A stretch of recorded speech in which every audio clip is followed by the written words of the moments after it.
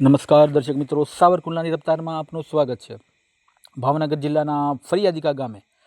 20% વળતરની ઊંચી લાલચ આપી લોભ લભાવવાની સ્કીમ કરી અને અનેક લોકોને શીશામાં ઉતારનાર અને છેતરપિંડી આચરનાર આજે 2 આરોપીઓ પાસેથી ભાવનગર લોકલ ક્રાઇમ બ્રાન્ચ દ્વારા તેમની પાસેથી કુલ રૂપિયા 35,94,500ની રિકવરી કરવામાં આવી છે। જેમાં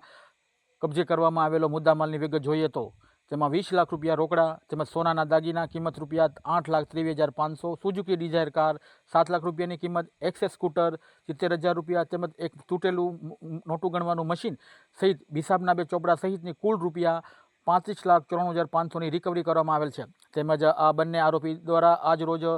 દિન સુધી તપાસ દરમિયાન ફરિયાદી સહિત કુલ 103 સાહેબોના નિવેદન લેતા કુલ રૂપિયા 6,19,24,588નું પરત આપતા હોવાનું પણ તેમણે જણાવેલ છે। ત્યારે આ સમગ્ર બાબતે ભાવનગર લોકલ ક્રાઇમ બ્રાન્ચ દ્વારા જણાવવામાં આવેલ છે કે ભાવનગર જિલ્લામાંની અંદર ફરિયાદિકા ગામના સંજય ધામેચા તથા યોગેશ ધામેચા પાસે નાણાંનું રોકાણ કરવામાં આવેલ હોય અને રોકાણની રકમ કે પાકતી મુદતની રકમ પરત મળેલ ન હોય તો કાયદેસરની કાર્યવાહી કરાવવા માટે આપની પાસે રહેલા જરૂરી આધાર પુરાવા સાથે તેમજ દસ્તાવેજ સહિત આજે ભાવનગર લોકલ ક્રાઇમ બ્રાન્ચ કચેરી ખાતે સંપર્ક સાધવાની પણ એક અખબારી યાદીમાં ભાવનગર લોકલ ક્રાઇમ બ્રાન્ચ દ્વારા જણાવવામાં આવેલ છે। ત્યારે આજ રોજ ભાવનગર લોકલ ક્રાઇમ બ્રાન્ચ દ્વારા કડક કાર્યવાહી કરી અને લોકોના નાણાં પરત મળે તે અંગેની કાર્યવાહી કરવામાં આવતા રોકાણકારોએ પણ પોલીસની કામગીરીને આવકારી અને અભિનંદન અને શુભેચ્છા પાઠવેલ છે। Bureau report, Savarkundla રફતાર, Sattar Metar, Sihor.